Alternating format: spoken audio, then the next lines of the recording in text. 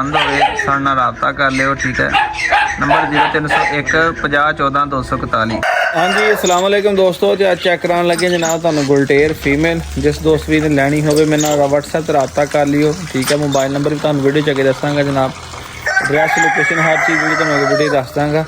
Breeder female हैगी है, जिस भी ने लैनी होवे WhatsApp ते राबता करियो। ठीक है, कार्गो कहोगे कार्गो भी करवा देंगे, जो किसी ने आके ले जानी हो आके ले जा सकते हो। वीडियो एंड तक देखो, लाइक कर दियो, चैनल सबसक्राइब कर लियो ताकि मरीज ਜਿਹੜੇ सेल वाले जानवर ने ना उन्होंने वीडियो चैनल लगनी है, वेख के राबता कर लियो।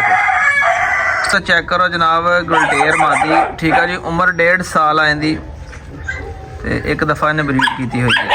जिस वीर नूं पसंद होवे साडे नाल राबता कर लियो। ठीक है, नंबर 0301 50 14 241 0301 501 4241। लोकेशन हैगी साडी फैसलाबाद दी। कार्गो जिथे कहोगे ऑल ओवर पाकिस्तान नाम करवा देंगे। ठीक है, पूछ तो लुंडी है, सोहनी डबल बाडियां दे विच फीमेल हैगी है, प्योर गुलटेर आ। जिस वीर नूं पसंद होवे साडे नाल WhatsApp ते राबता कर लियो। नंबर मेरा हैगा 0301 501 4241 0301 50 14 241। लोकेशन साडी फैसलाबाद दी है।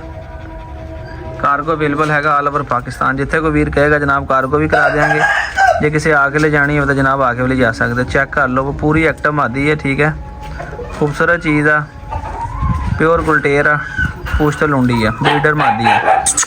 बिलो बिलो जिस वीर नूं पसंद होवे वो WhatsApp ते राबता कर ले। ठीक है, नंबर 0301 501 4241। लोकेशन फैसलाबाद दी। Cargo available all over Pakistan. उधर लैके जा जरा। ठीक है, चेक कर लो, क्वालिटी वाली खूबसूरत मादी है। जिस वीर नूं पसंद होवे वो साडे नाल WhatsApp ते राबता कर ले। खड़िया कन्ना दे विच ब्लैक नोज दे विच आ। फ्रैश वीडियो अज अपना तरीक हैगी 7 तरीक आ, जुमे का दिन आ ते 2025 आ मार्च। चेक करो, खूबसूरत चीज़ आ। जिस वीर भरा नूं पसंद होवे वो WhatsApp ते राबता कर ले। ठीक है, फ्रैश वीडियो आ।